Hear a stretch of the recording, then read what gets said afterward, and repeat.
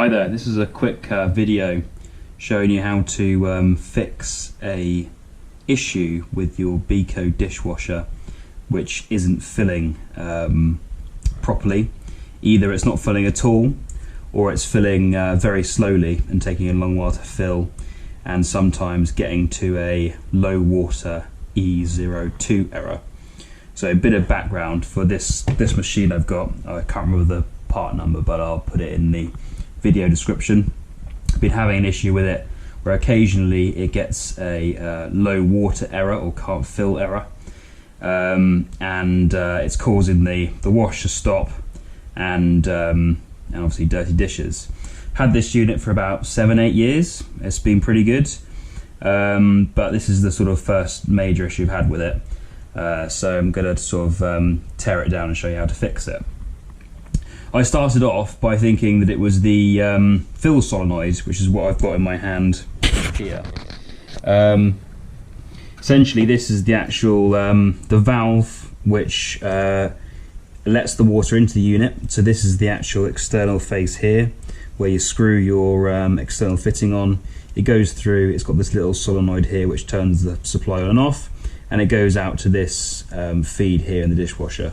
So this feed goes into this green pipe you can just see down there. The actual unit's situated on the back of the machine like that, to give you an idea about how that sort of sits. And then the water from this goes up into this side tank. So initially I went on eBay and bought this new valve and installed that and thought that would be the end of it. It's not. This might not be your issue if you live in a hard water area. So I replaced this and it turns out this one, the old one's still working fine. So I had to sort of chase back the issue. So the next thing that comes after the fill valve is this little water metering unit which sits like that when it's reassembled. So you can see essentially it's just the green pipe goes onto there after the fill valve. It's got a little spinny thing in it which literally just spins round with the water flowing through the machine, so the machine knows how much liquid's inside of it. I thought this was the issue. This wasn't the issue. You can test it by blowing in it and you can hear it spins just fine. I've tried it with some water as well, so that wasn't the issue. So the next thing that's on the side of the machine up here is this large flat tank. You can see it just sits like that. So on here you have, I'll just clip it into the machine briefly. You have certain multitude of chambers to do different things. So we have this large chamber which is used for the salt reservoir fill, and then we have various other things to sort of slow the feed of the water as it moves through the machine and comes into the actual water fill, which is this sort of orange bit, which corresponds with the hole in the side of the actual tub and this sort of salt control thing you can see here.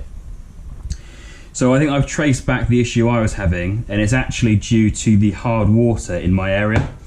So what happens is, on a fill, I'll try and get the whole unit in, the water comes up this line here, up to the top, and then there's this little diaphragm. This little diaphragm initially directs the water into the salt fill side, and it fills this reservoir here out to the salt side, and the air can re-escape up here. Once this is filled, this diaphragm essentially moves and should then allow the actual water, instead of to fill the salt reservoir, to fill the actual tub of the dishwasher by following this path down here and into the fill area. What had happened with mine is I had a build-up of sort of calcium and minerals from my actual water supply that was sitting in this area here and preventing this little blue diaphragm from moving. You can't really see it particularly well, but essentially that rubbish from the water was basically blocking that thing. I initially sort of tried to get it out with just flushing it, but it didn't really work. So what I've gone and done is I bought some kettle descaler, chucked a couple of sachets of that in it and sort of left it, and I think that has resolved my issue, because I've now got quite much better free airflow when I sort of blow through this unit as a whole. So I think that's my solution. I haven't actually tried it yet. As you can see, the dishwasher is still disassembled. So I'm going to reassemble now and time-lapse that for you. And then if successful, that will hopefully save you some time if you've got a similar issue. So just remember, obviously, if you are using the descaler, use some warm water, but not too hot, and you might burn yourself. Just be careful when you're doing so. And hopefully that will save you some time and some money.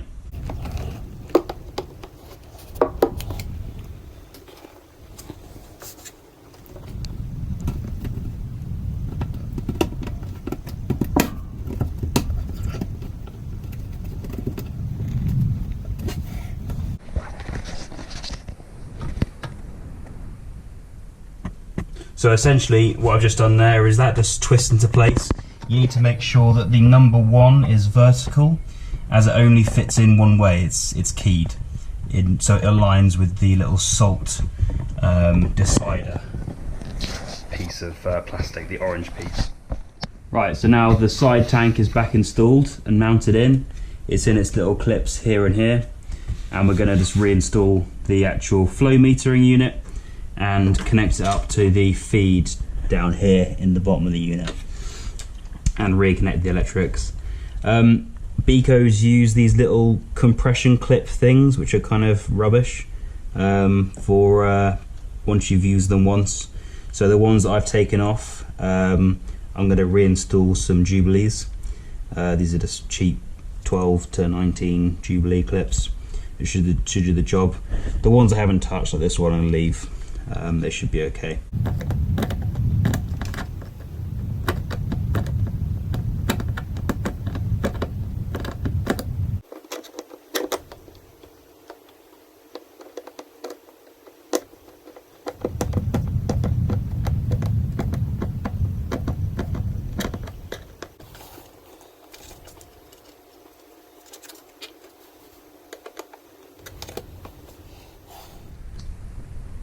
Then once you've got your pipe work all sorted, just remember to clip on the flow meter wire again.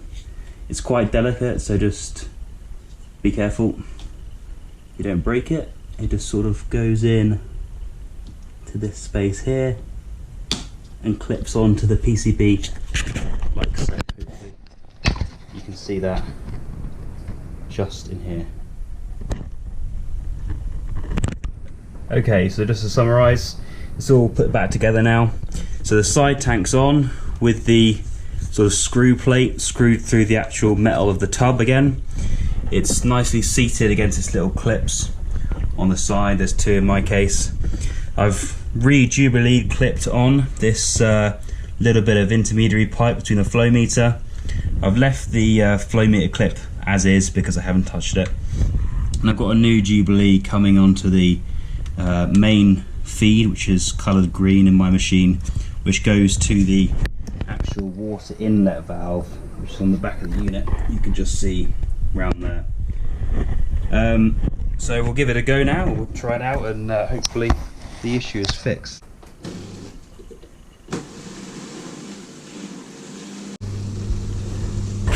So it's just purging out the water that's still in there, and then should start the fill.